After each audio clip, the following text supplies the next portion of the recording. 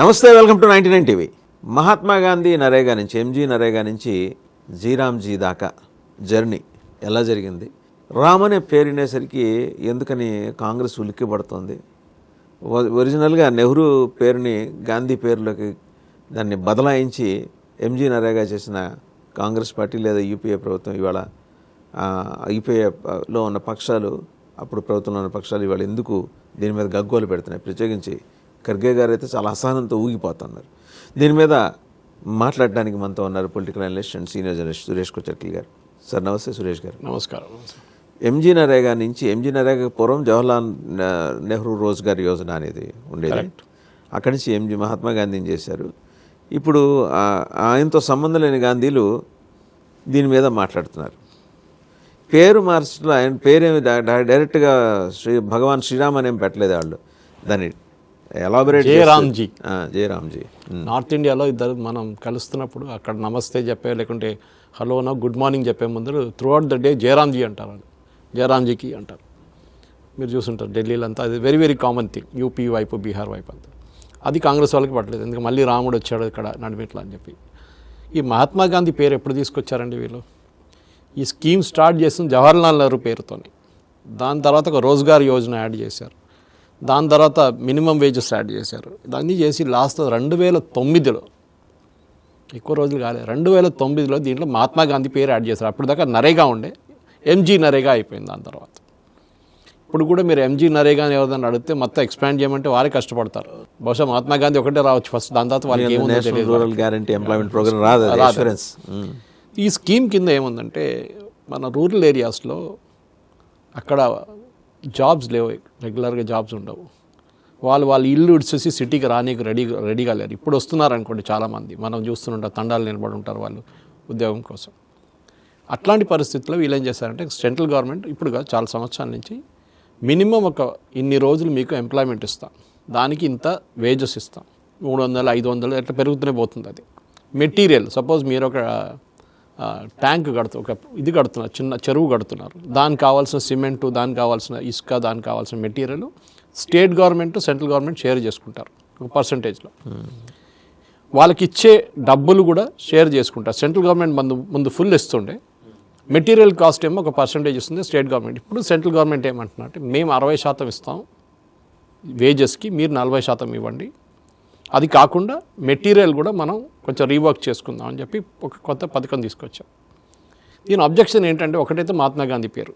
మనం అడగాల్సింది, మన దేశంలో ఎన్ని ప్రాజెక్టులు జవహర్లాల్ నెహ్రూ పేరు మీద, ఇందిరాగాంధీ పేరు మీద, రాజీవ్ గాంధీ పేరు మీద, సంజయ్ గాంధీ పేరు మీద ఎన్ని ప్రాజెక్టులు ఉందండి?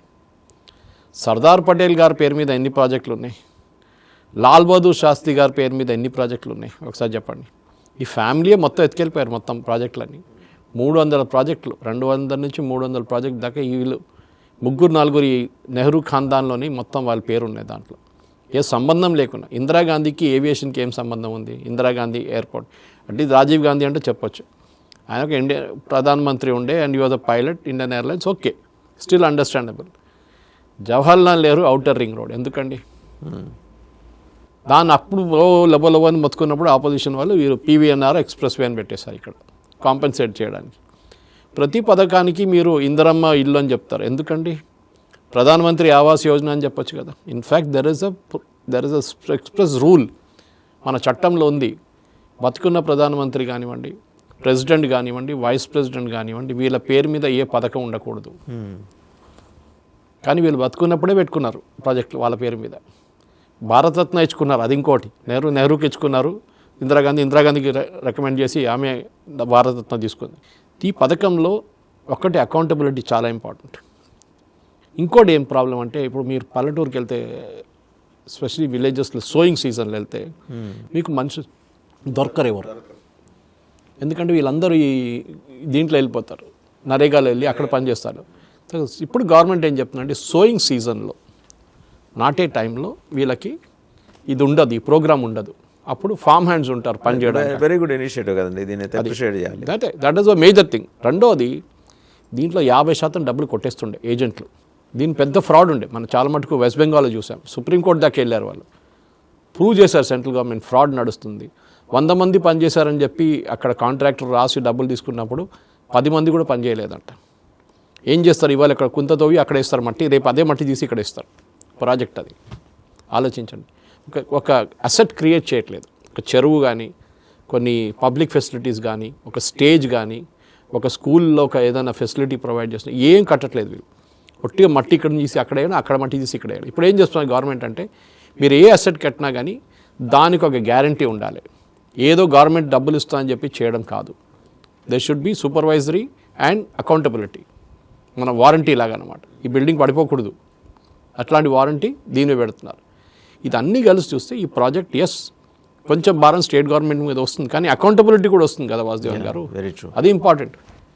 ఇదే ప్రపోజల్. అండ్ స్టేట్ గవర్నమెంట్స్ ఇది కూడా రేషియో కూడా పెంచినట్టున్నారు. అదే 40%.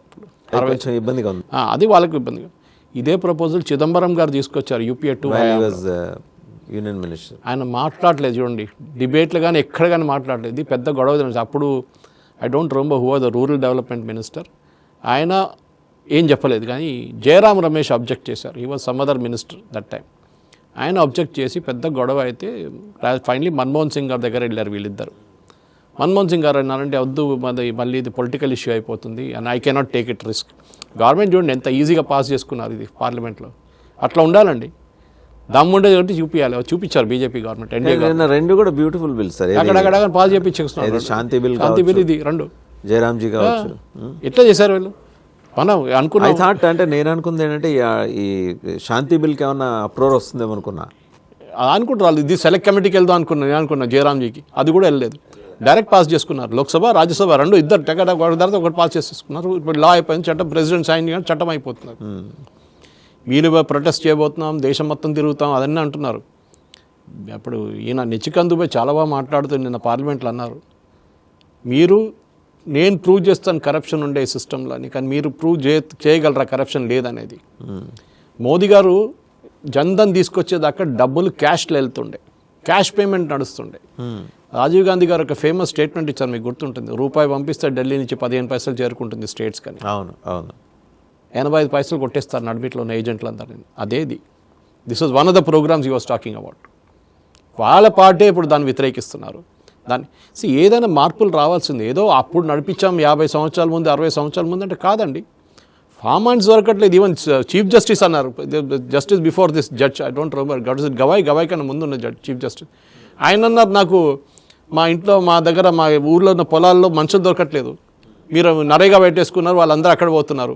ఒక రోజు హాఫ్ డే పని చేస్తారు, 2 గంటల దాకా పని చేస్తారు, డబ్బులు తీసుకొని. గొప్ప సజెషన్ అండి. స్వయింగ్ సీజన్లో రిస్ట్రిక్ట్ చేయటం అంటే ఆ టైంలో అయితే నరేగా అదే ఇప్పుడు జయరామ్జీ అనే స్కీమ్ ఉండదు, మిగిలిన సమయాల్లో ఉంటుంది. స్పెషల్లీ డ్రాట్ టైంలో, నీళ్ళు లేని టైంలో, ఆ టైంలో పెట్టాలి ఇట్లాంటిది. ఎందుకంటే అప్పుడు పెట్టిన తర్వాత వర్షం వస్తుంది, వర్షంలో నీళ్ళంతా ఫర్ ఎగ్జాంపుల్ చెరువు కడితే నీళ్ళంతా చెరువులో చాకిపోతుంది. ఒక ప్రొడక్టివ్ అసెట్ క్రియేషన్ అది చాలా అది జరగట్లేదు ఇప్పుడు. Now there be micro management నడుస్తుంది. ఎందుకంటే స్టేట్ గవర్నమెంట్ రోల్ కూడా వచ్చేసింది ఇప్పుడు. వాళ్ళు కూడా మీ పాకెట్ నుంచి మీరు 40 రూపాయలు పెట్టాలంటే మీరు 10 సార్లు ఆలోచిస్తారు. 100 రూపాయలు మీరు 40 పైసలు. దీనికన్నా ముందు చెరువుల్లో పూడికలు కూడా తీయాలి అప్పట్లో. ఇప్పుడు ముందు ఎట్లా ఉండండి, 100 రూపాయలు సెంట్రల్ గవర్నమెంట్ ఇస్తున్నారు. ఇప్పుడు మీరు 40 రూపాయలు పెట్టండి, మేము 60 పెడుతున్నాం కానీ అట్లనా అంటే మా 40 రూపాయలు కూడా పోతుంది. స్టేట్స్ ఐబ్రోస్ లేచినాయి. వాళ్ళు ఇప్పుడు ఆడిట్ చేస్తారు, వాళ్ళు దాని వెంట పడతారు. ఇప్పుడు అప్పుడు తెలిసిపోతుంది అనమాట ఇదంతా, ఈ కరప్షన్ ఎంత ఉండేదంతా బయటపడుతుంది. I think hats off to Shivraj Singh Chouhan. చాలా మెచ్యూర్గా, చాలా బాగా మోదీ గారు లేనప్పుడు కూడా కంట్రీలో చాలా బాగా హ్యాండిల్ చేసి పాస్ చేశారు బిల్ ఇది. థ్యాంక్ యూ సురేష్ గారు, thank you very much. So చూసాం కదా, మహాత్మా గాంధీ నరేగా, ఎంజీ నరేగా, జయరామ్జీ అయింది. సాధారణంగా ఉత్తర భారతదేశంలో అంటే వింధ్యా పర్వతాల పైన ఒక ఇద్దరు వ్యక్తులు కలుసుకున్నప్పుడు ఎదురు పడినప్పుడు జయరామ్జీ అని అనుకోవటం అనేది ఒక నమస్కారం లాగా. సో ఆ వాడుక భాషకి టెక్నికల్గా దానికి ఒక అబ్రివేషన్ తయారు చేసి ఈ బిల్లుని ప్రవేశపెట్టారు. స్కీమ్లో కొన్ని మోడిఫికేషన్స్ చేశారు, రాష్ట్రాల బాధ్యతని పెంచారు, అలాగే దానిలో ఉండే బ్రోకర్లు దండుకోవటాన్ని ఆపారు. ఇది ప్రధానంగా ఆకట్టుకున్న విషయం. As rightly said by Suresh Kochattil గారు, శివరాజ్ సింగ్ చౌహాన్ గారు చాలా పద్ధతిగా దాన్ని డిజైన్ చేశారు ఈ స్కీమ్ని. సో న్యాచురల్ మార్పుని, అందులో మంచి వైపు జరిగే మార్పుని వ్యతిరేకించడం మనం చరిత్రలో చూసాం, వర్తమానంలో చూస్తూ వస్తున్నాం, భవిష్యత్తులో కూడా ఉంటాయి. బట్ ఈ ఒక 2 బిల్లులు దీంతో పాటు జయరామ్జీ బిల్తో పాటు శాంతి బిల్లును కూడా ప్రశాంతంగా లోక్సభ, రాష్ట్ర ఉభయ సభలు, పార్లమెంటు ఉభయ సభలు ఆమోదించాయి. సో చూడాలి అంటే ఇంత ప్రొడక్టివ్ బిల్స్ మరిన్ని రావాలి in the large interest of the nation. Thank you very much sir Suresh గారు.